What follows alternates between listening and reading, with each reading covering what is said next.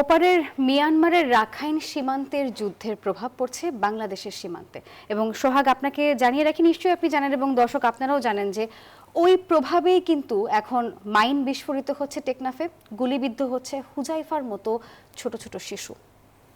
তবে নাফিসা, এখানে সবচেয়ে যে আশার আলো সেটা হচ্ছে ঢাকার প্রতিবাদের কারণে কিন্তু ওপারে গোলাগুলি বন্ধ হয়েছে, কিন্তু মানুষের ভেতরে যে আতঙ্ক, একজন মানুষ নৌকা দেখতে গেল সেখানে তার পা একদম কেটে ফেলা হয়েছে, ছিটকে গেছে।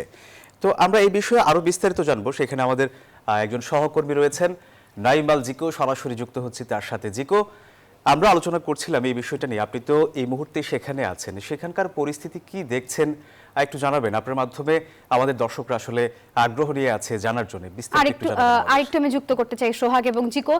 জিকো, সারাদিনই আজ আপনি টেকনাফে রয়েছেন, আপনি জানাবেন আপনার শিশু হুজাইফার পরিবারের সাথে কথা হয়েছে কিনা এবং সারাদিন পরে আপনার কাছে কি মনে হচ্ছে, কেমন কাটছে তাদের জীবন?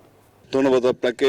যেমনটি হুজাইফার কথা বলছিলেন এবং তার কথা দিয়ে যদি শুরু করি, তার বাসার উঠোনেই কিন্তু আমরা দাঁড়িয়ে আছি এবং তার পরিবার যারা রয়েছেন তারা আসলে কাঁদতে কাঁদতে দেখেছি চোখের পানি শুকিয়ে গেছে। ছোট্ট একটি শিশু, সে এই মুমূর্ষু অবস্থায় এখন মৃত্যুর সাথে পাঞ্জা লড়ছে। এবং আরেকটি বিষয় জানাতে চাই যে সীমান্তে অস্থিরতা কিন্তু কিছুটা কমলেও এখন পর্যন্ত কিন্তু তা রয়েছে। সন্ধ্যা 6:30 নাগাদ আবারও কিন্তু এই ওয়াইখং সীমান্তে বেশ কিছুক্ষণ গোলাগুলির শব্দ পেয়েছে, যার কারণে আবারও কিন্তু আতঙ্কিত হয়ে পড়েছে এখানকার এলাকার স্থানীয়রা।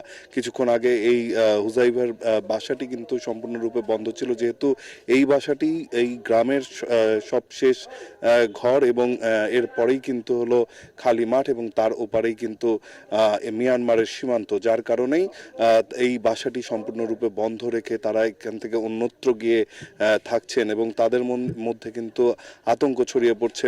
মাঝে মাঝে মর্টার শেল এসে এখানে পড়ছে। আজ সকালেও যেমনটি দেখেছেন যে আজকে সকালেও এই গ্রাম থেকেই কিন্তু একটি মর্টার শেল উদ্ধার করা হয়েছে বুলেটের যেই শেলগুলো রয়েছে সেই শেলগুলো। এবং পেছনে অন্ধকার থাকার কারণে আসলে আমরা দেখাতে পারছি না যে রাতের যেই দৃশ্যটি সেটি, তবে এখন পর্যন্ত জীবিকার তাগিদে এখানে যারা জেলেরা রয়েছেন, যারা মৎস্যজীবী মানুষ রয়েছেন, তারা কিন্তু এখনো ওপারে যাবার চেষ্টা করছে, যেহেতু 5 দিন ধরে সীমান্তটি সম্পূর্ণরূপে বন্ধ রয়েছে এবং কেউ তাদের যেই আর্থিক অবস্থা, সেই অবস্থার আসলে উন্নতি ঘটানোর জন্য বা দৈনন্দিন জীবন চালানোর জন্য যে জীবিকা, সেটি আসলে থমকে গেছে, যার কারণে তারাও এখন কিন্তু বেশ বিপাকেই পড়েছেন। পাশাপাশি আইন শৃঙ্খলা রক্ষাকারী বাহিনী অর্থাৎ সীমান্ত রক্ষী বাহিনী, তারা কিন্তু বর্ডার এরিয়াতে কঠোর নজরদারি স্থাপন করেছে এবং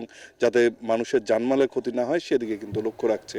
তো এই ছিল এখন পর্যন্ত আমার কাছে এখানকার সবশেষ তথ্য। জিকো, আপনাকে ধন্যবাদ। জিকো, নিশ্চয়ই আপনি নিরাপদে আছেন, তারপরও আপনি নিরাপত্তাটা নিশ্চিত করবেন সেই আশা ব্যক্ত করছি।